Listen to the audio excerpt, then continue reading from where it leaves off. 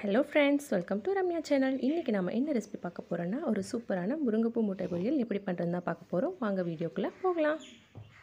அதுக்கு ஃபர்ஸ்ட் ஒரு கடாய் எடுத்துக்கலாம். கடாய் நல்லா காஞ்சதும் தேங்காய் எண்ணெய் ஊத்திக்கங்க. தேங்காய் எண்ணெய் ஊத்தினா நல்ல ஃப்ளேவர் கிடைக்கும் நமக்கு.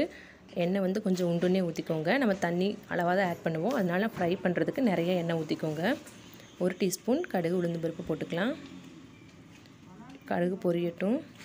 கடுகு பொரிஞ்சதும் அது கூடயே 1 டீஸ்பூன் கடலைப்பருப்பு பச்சை கடலைப்பருப்பு ஆட் பண்ணிக்கலாம். அதுவும் நல்லா ஃப்ரை ஆகட்டும். 2 மினிட்ஸில் அதுவும் ஃப்ரை ஆகிடும். நல்லா ஃப்ரை ஆகிட்டுருக்கு. கடலைப்பருப்பு ஃப்ரை ஆகி முடிஞ்சதுமே நாம் 1/2 டீஸ்பூன் அளவுக்கு சீரகம் ஆட் பண்ணிக்கலாம். சீரகம் நல்லா பொரிஞ்சதும் ஒரு பெரிய சைஸ் பெரிய வெங்காயம் கட் பண்ணியிருக்கேன், அதையும் ஆட் பண்ணிக்கலாம். நல்லா ஃப்ரை ஆகட்டும். பெரிய வெங்காயத்தை நல்லா பொடி பொடியாக கட் பண்ணி ஆட் பண்ணிக்கோங்க. அப்போ தான் சீக்கிரம் நமக்கு ஃப்ரை ஆகும். அது கூடவே ஒரு கைப்பிடி அளவுக்கு கருவேப்பிலை ஆட் பண்ணிக்கலாம். கருவேப்பிலையும் நல்லா ஃப்ரை ஆகட்டும். நல்லா கலந்து விட்டுக்கோங்க. நல்லா ஃப்ரை ஆகிட்டே இருக்கட்டும். முருங்கை மரம் வந்து சாஞ்சிருச்சு, அதனால் அது இருக்க பூவெல்லாம் வேஸ்ட் ஆகிடுங்கிறதுக்காக பூவை ஃபுல்லாக பறிச்சிட்டு வந்தாச்சு. அந்த பூவை உங்களுக்கு நான் காட்டுறேன். நம்ம சேனலை ஃபஸ்ட் டைம் பார்க்குறவங்களா இருந்தால் மறக்காமல் சப்ஸ்கிரைப் பண்ணிக்கோங்க. பாருங்கள், பூ நல்லா க்ளீன் பண்ணி எடுத்து வச்சுருக்கேன். இப்போ இதையும் நம்ம இந்த வெங்காயத்து கூட ஆட் பண்ணிக்கலாம். சப்ஸ்கிரைப் பண்ணிவிட்டு பக்கத்தில் இருக்க பெல் ஐக்கானையும் கிளிக் பண்ணிக்கோங்க. அப்போ தான் நான் போடுற வீடியோவோட நோட்டிஃபிகேஷன் உங்களுக்கு உடனுக்குடனே வரும். எல்லா பூவையுமே ஆட் பண்ணிவிட்டு நல்லா கலந்து விட்டுக்கலாம். இப்போ பார்த்தா கடாய் ஃபுல்லாக இருக்க மாதிரி இருக்க முருங்கைப்பூ நல்லா வதங்க அப்படியே கம்மியாகிடும். இதில் 1/4 பாகம் தான் நமக்கு கிடைக்கும். நல்லா ஃப்ரை பண்ணி எடுத்துக்கலாம். ஒரு 2 மினிட்ஸ் ஃப்ரை பண்ணிங்கனாலே அது நல்லா சுண்டிடும்.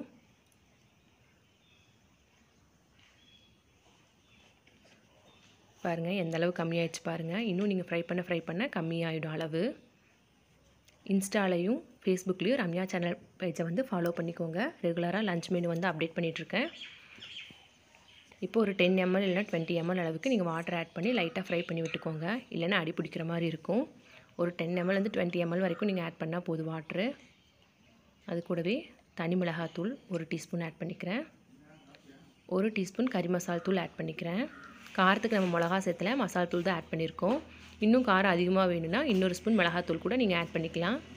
இப்போ மசாலா தூளையெல்லாம் நல்லா முருங்கைப்பூ கூட நம்ம கலந்து விட்டுக்கலாம். நல்லா ஃப்ரை ஆகட்டும். ஆல்ரெடி நான் ஊற்றின தண்ணி வந்து வத்திருச்சு, தண்ணி பத்தலை. இன்னும் கொஞ்சம் நம்ம வாட்டர் வந்து ஆட் பண்ணிக்கலாம். நிறைய வாட்டர் ஆட் பண்ணிடாதீங்க, லைட்டாக தொளிச்சு விடுங்க. ஒரு 10 ml 20 ml அப்படி எடுத்து ஊற்றுங்க போதும். அதுவே போதுமானதாக இருக்கும் நமக்கு. நான் ஃபஸ்ட்டு ஒரு 10 ml ஆட் பண்ணேன், அதுக்கப்புறம் ஒரு 10 ml ஆட் பண்ணேன்.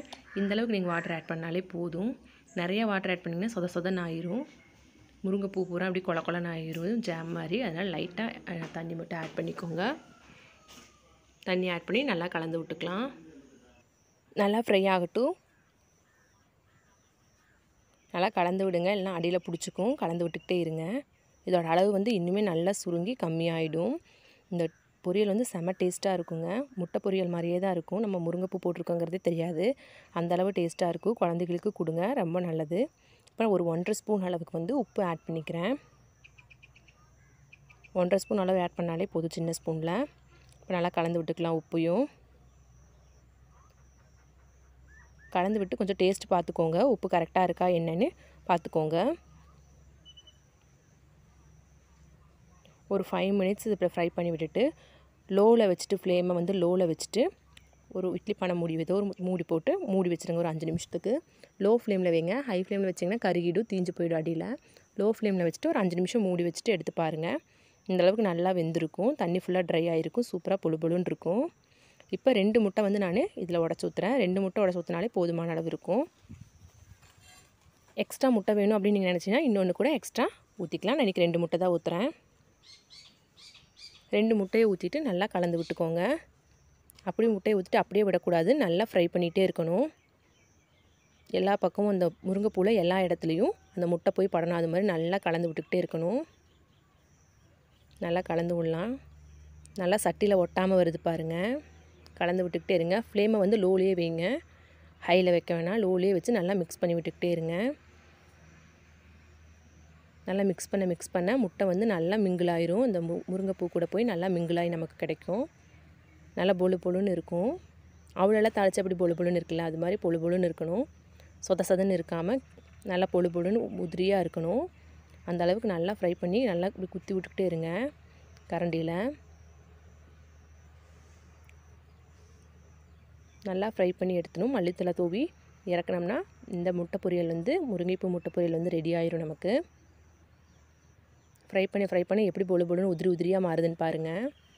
நல்லா கரண்டியில் இப்படி அழுத்தம் கொடுத்து வெட்டி விடுற மாதிரி வெட்டி விட்டுட்டே இருங்க. அப்போ முருங்கைப்பூவும் முட்டையும் நல்லா பொழு பொழுன்னு ஆயிரும், உதிரி உதிரியாக ஆயிரும். பாருங்கள் நமக்கு எப்படி உதிரி உதிரியாக வருதுன்னு பாருங்கள். ஃபஸ்ட்டு முட்டை ஊற்றினப்போ நமக்கு கொஞ்சம் கொலக்கொலான்னு இருந்துச்சு. இப்போ எப்படி உதிரி உதிரியாக வருதுன்னு பாருங்கள். இப்போ மல்லி இலைகளை அதில் தூவிக்கலாம். அவ்வளோதாங்க, நமக்கு சூப்பரான முருங்கைப்பூ முட்டை பொரியல் வந்து ரெடி ஆகிடுச்சு. ரச சாப்பாடோடு வச்சு சாப்பிட்டிங்கன்னா செம அல்டிமேட்டாக இருக்குங்க. இந்த ரெசிபி ட்ரை பண்ணி பார்த்துட்டு எப்படி இருந்துச்சுன்னு கமெண்ட்டில் சொல்லுங்கள்.